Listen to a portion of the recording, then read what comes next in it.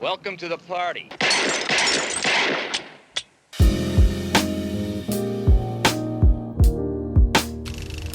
Hey, what's up everyone? Paul from Grindhouse Funhouse, and today I want to talk about another Blaxploitation era badass where MGM had Shaft with Richard Roundtree back in 1971, and a year later American International Pictures said, "Hold my beer," and gave us Jim Brown as Slaughter. It's about an old black couple getting into their car, and then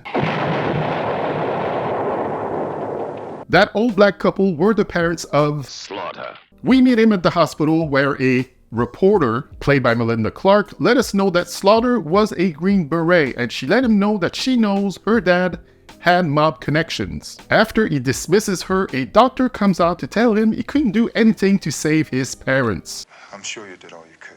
Wait. You mean save them from this?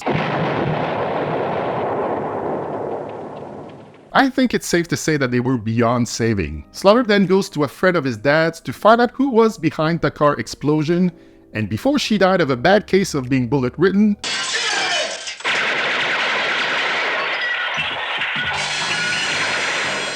she tells him something is going down at the airport tonight. He goes there, kills a guy. The rest of the crew flees to their plane that will try to take off, but Slaughter crashes into them with his car. The man he's really after, Dominic Hoffel, played by Rip Thorne, gets away and Slaughter is taken into custody. He then meets A.W. Price, played by everyone's favorite curmudgeon, Cameron Mitchell, who works for the Treasury Department and tells Slaughter that they had the airport staked out for weeks, and that they really fucked up their shit, letting him know that he killed the wrong man, injured a few more, and burned all the evidence they would have used against the mob. Slaughter is looking at jail time, but Price is offering him a deal. You help us, we help you. They'll forget what happened at the airport if he deals with the mob on their turf, and there, Slaughter can do anything he wants with Offo, and they'll forget all that airport nonsense. So he'll be sent to South America, which is really Mexico, and all the information he needs is in this envelope with classified, handwritten, and underlined, which makes it really government official. Another thing he has to deal with while there is their computer farm. Here's some more cards to microfilm. Very fancy 1972 IBM machines. Remember IBM, kids? That runs their whole operation because that's what computers do. When he gets there, he meets the reporter again. Get in, Slaughter. Whose real name is Kim and is one of Price's agents, and she tells him that he's gonna get a partner, and of course we'll get the classic line, Baby, I can't handle that. I work alone. but he's still stuck with Harry, played by Don Gordon, and his huge sideburns. Offo is the right-hand man of Mario Felice, the kingpin played by Norman Alfie in his one and only role. When it becomes clear that the henchmen set out to deal with Slaughter can get the job done, they send Anne, played by Stella Stevens, who's Hoffo's girl, or should I say property, to seduce him to soften up or harden Brown, which was a useless thing to do because they were already giving each other the fuck me eyes on their first meet in the casino, so that was a foregone conclusion they were gonna go to the bone zone. Also, both Offo and Felice should have known that once you go black, Saw you looking ahead. You could wait.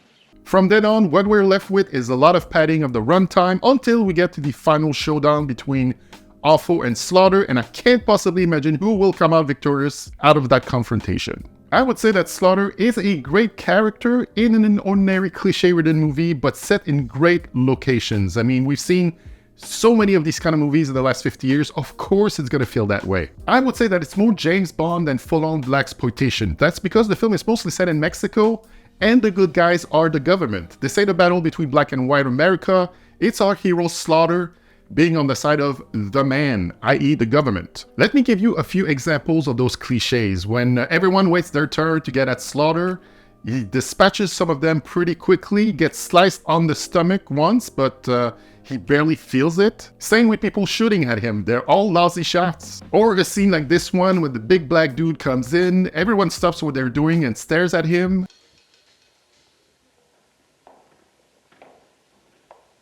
Until they shake themselves out of their stupor and go on living. Things I did enjoy was Stella Stevens' presence, all of her.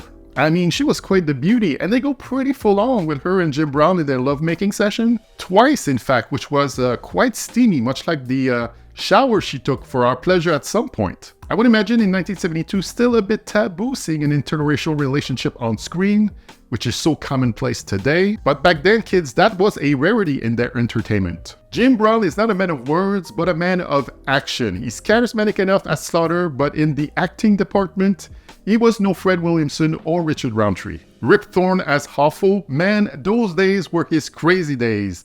You know you get an animated and most likely unhinged performance from him. Being high on a lot of things surely helped. He was always interesting to watch, that's for sure. My man Cameron Mitchell showing up at the beginning and end of the movie, he already had it all figured out. All the way back to the early 70s. Make a quick cameo, get your money, thank you, good night.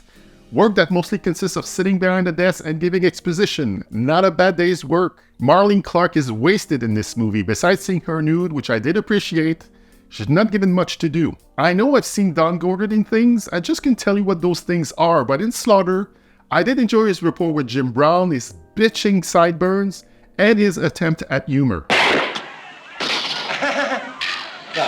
Something I wanted to bring up, and it is a sad side note, everyone in the cast is dead now, everybody. Last ones to go were Jim Brown, Marlene Clark, and Stella Stevens, and that was all last year. In fact, Jim Brown and Marlene Clark died on the same day, May 18th. What a crazy coincidence. If it's a Blaxploitation movie, you know I'm gonna talk about the score, and this one was done by Luchi de Jesus, who also scored other Blaxploitation movies like Detroit 9000, like Belle Jones, and Friday Foster. Another theme song that pretty much slays was written and performed by Billy Preston.